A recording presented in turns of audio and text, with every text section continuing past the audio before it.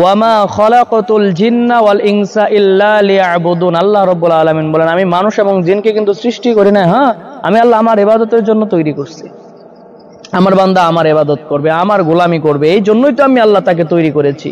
কারণ আমি আমার বান্দার গোলামির জন্য, আমার গোলামের জন্য বান্দাকে বানিয়ে দুনিয়াতে প্রেরণ করেছি।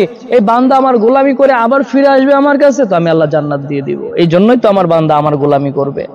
আসসালামু আলাইকুম ওয়া রাহমাতুল্লাহ। নতুন আরেকটি ভিডিওতে আপনাদের সবাইকে জানাই স্বাগতম। আশা করি সবাই আল্লাহ তাআলার অশেষ রহমতে অনেক অনেক ভালো আছেন।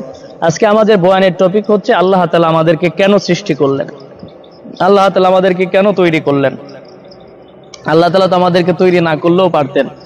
দুনিয়াতে কোনো মানুষ তো উদ্দেশ্য ছাড়া কিছু তৈরি করে না। আমরা যদি বলি যে গাড়ি তৈরি করা হয়েছে কেন, যেন আমার যাতায়াতটা সহজ হয়ে যায়।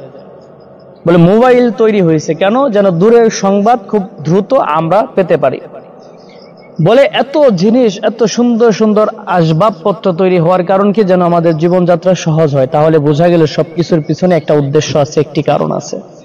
ঠিক আল্লাহ রাব্বুল আলামিন যে আমাদেরকে তৈরি করেছেন, এখানে আল্লাহ রাব্বুল আলামিনেরও একটি উদ্দেশ্য আছে। আল্লাহ রাব্বুল আলামিনের উদ্দেশ্য হলো, এটার নামই তো গোলামি করা।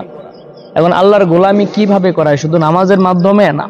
শুধু নামাজ পড়লে আল্লাহ তাআলার ইবাদত হয় না। আল্লাহ তাআলার ইবাদত হওয়ার জন্য অনেকগুলো নিয়ম আছে, অনেকগুলো পদ্ধতি আছে।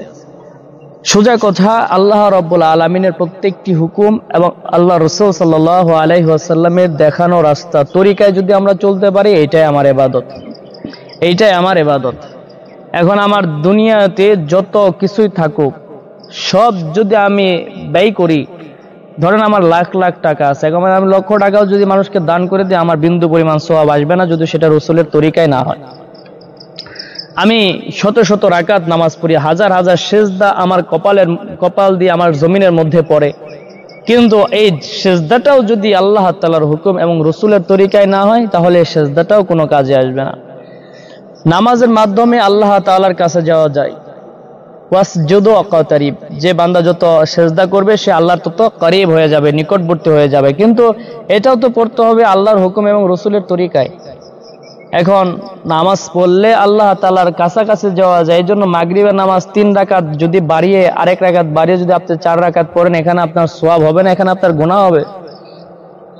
ফজরের সময় 2 রাকাত যদি আপনি আরো 2 রাকাত বাড়িয়ে 4 রাকাত পড়েন, এতে আপনার সওয়াব হবে না, আরো গুনাহ হবে। এই জন্য নিজের মন চাহে জিন্দেগি যাপন করে কখনো আল্লাহর ইবাদত করা যায় না, আল্লাহর গোলামি করা যায় না।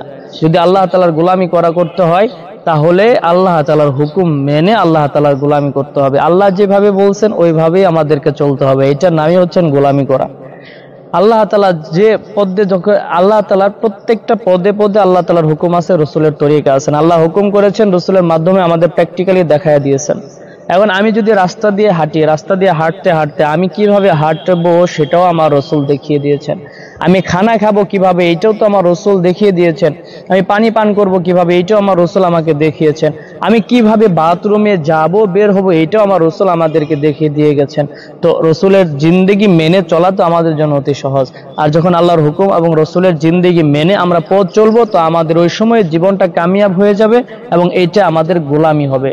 এজন্য আসুন আমরা সবাই আল্লাহ তাআলার গোলাম, আল্লাহ তাআলার গোলামি করে আমাদের জিন্দেগি কাটিয়ে দিই। আল্লাহ তাআলা আমাদের সবাইকেই কবুল করুক। আসসালামু আলাইকুম ওয়া রাহমাতুল্লাহ।